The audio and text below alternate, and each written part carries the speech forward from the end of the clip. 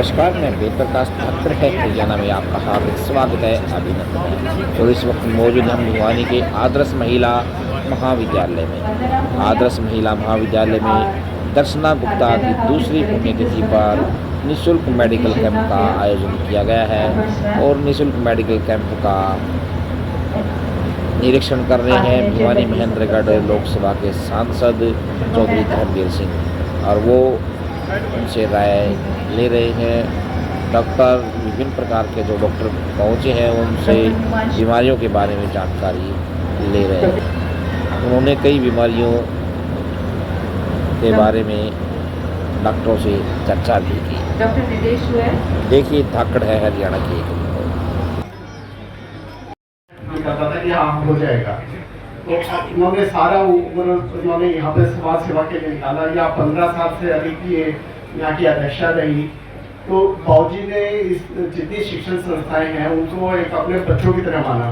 तो दर्शना ने वो परंपरा निभाते हुए अपने परिवार की तरह यहाँ पे सेवा का कार्य किया। अब जो हमने वेलनेस सेंटर शुरू किया, उनकी बहुत शुरू से इच्छा थी दर्शना की कि यहाँ पे एक बच्चों की काउंसलिंग का एक जरूर सेंटर होना चाहिए। वो आज हम उसमें वेलनेस सेंटर के अंदर वो शुरुआत कर रहे हैं। और इस तरह यहाँ पे जो कैंसर की समस्या है, जो उसका एक ही इलाज है कि अगर समय से पहले पता लग गया तो उसका इलाज संभव है। प्रिवेंशन इज द बेस्ट उसका ट्रीटमेंट होता है। तो उसके लिए हमें, और लोगों में बहुत भय है इस चीज़ का कि वो टेस्ट नहीं करवाते। तो हमने अभी एक्शन हॉस्पिटल से बातचीत किया, टाइप किया कि वो अपनी वैन हर महीने भेजने के लिए यहाँ तैयार है। वो कहते हैं आप रजिस्ट्रेशन करते रहिए, हम हर महीने वैन भेज के टेस्ट करते रहेंगे। तो जो टेस्ट वहाँ पे डेली जाके 10,000 रुपये में होता है, यहाँ फ्री में तो उनके कदमों पे आके हो रहा है। खाली ये कि लोगों का इंस्पायर करके हमें अधिक से अधिक संख्या में आगे लाने की वो टेस्ट करवाएं, ताकि हम इस बीमारी को आगे बढ़ने से रोक सकें। मैं आप सब लोगों का यहाँ बहुत बहुत प्रोग्राम किया है, और उनका जीवन जिस काम में सारी उम्र लगा था, तो इसी का रिजल्ट है कि वो चाहते थे कि ऐसी बीमारियों का इलाज या दूसरी बीमारियों का इलाज बीमारी आने से पहले ही अगर हमें पता चल जाए तो देश और दुनिया की बहुत सी बीमारियों की वजह से जो आकस्मिक डेथ होती है वो रोका जा सकता है। तो मैं परिवार को, मेरे बेटी को, सारे बनारसीदास जी गुप्ता के परिवार को बहुत बधाई देता हूँ कि जिस प्रकार की सोच दर्शना दी की थी उसी आधार पर हमने आज ये वेलनेस सेंटर बना के उसका उद्घाटन किया है। क्योंकि देश और दुनिया में बीमारियाँ बहुत हो, कोई परिवार नहीं बचा जहाँ बीमारी ना थी, और आज इस चीज़ की आवश्यकता भी ज़्यादा थी। आज आपने दो तीन रोडों का उद्घाटन और शिलान्यास किया, सौगात दिया। हमारी सोच है कि हम भी देश के दूसरे शहरों की तरह, आज हम कई शहरों का नाम लेते हैं कि वो बहुत आगे निकलेंगे। हमारा डिस्ट्रिक्ट भी 72 में बना था, लेकिन हम इतनी ज़्यादा NCR में होने की वजह से आगे नहीं बढ़ पाए।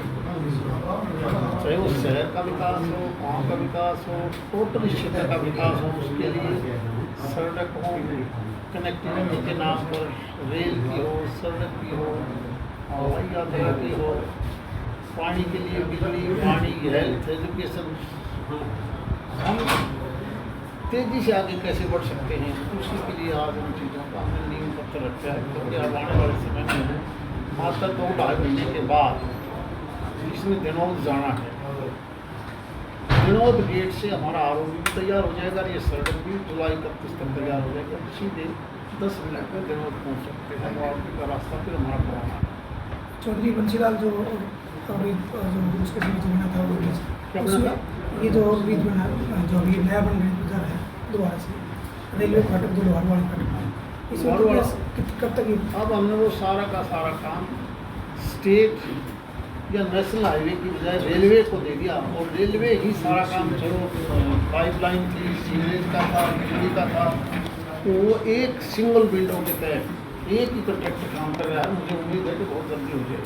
सर, बात करें शहर की तो बिजली और पानी की काफ़ी समस्या है, पानी को लेकर बार बार जाम भी लग रहे हैं। देखिए, देश और दुनिया ये मान के चलती है कि तीसरा विश्व युद्ध होगा तो पानी को होगा। अब आपको मैं तुमसे मैं एक चीज़ की प्रार्थना भी करना चाहता हूँ, इस पानी की बूंद बूंद को हम बचाएं। हमें भी समझना होगा, हम केवल डिमांड करते हैं। आप किसी गांव और शहर में जाओगे तो आपको नल के खुले मिलेंगे, चलते रहेंगे। खेती करने वाला भी बारिश आ गई तो भी वो ट्यूबवेल का चलाता रहेगा। पानी की ज़रूरत है उसको 1 लीटर की, और वो 50 लीटर भी यूज़ करता है, जिसकी वजह से लो लाइन एरिया, ज़मीन भी ख़राब होगी। और पीने के पानी के लिए भी अगर मुझे घर में केवल 100 लीटर की आवश्यकता है तो मैं 1000 लीटर के बारे में मुझे तसल्ली नहीं होती। हम गाड़ी भी उसी पानी से धोएंगे, हम दूसरा तीसरा काम भी उसी पानी से करेंगे। जिस पानी को हम 10 लीटर में काम चला सकते हैं, हमें 100 लीटर चाहिए। और देखना चाहिए कि दुनिया में परिवर्तन आ चुका है। मौसम ऐसे टाइम पर तो ज़्यादा बारिश हो जाती है जब नहीं होनी चाहिए, जब बारिश का सीज़न आएगा तो कम बारिश होती है। कई बार ये जो आप देखते हो, इस प्रकार के हालात 50 साल पहले नहीं थे। अचानक मई के महीने में इतनी बारिश आ जाना, सारे प्रदेश का अलग अलग देखोगे तो। और इस प्रकार से आंधी और तूफान बनता है जो पहले किसी ने देखा नहीं था। कुदरत के हालात को देखते हुए हमें भी बदलना पड़ेगा।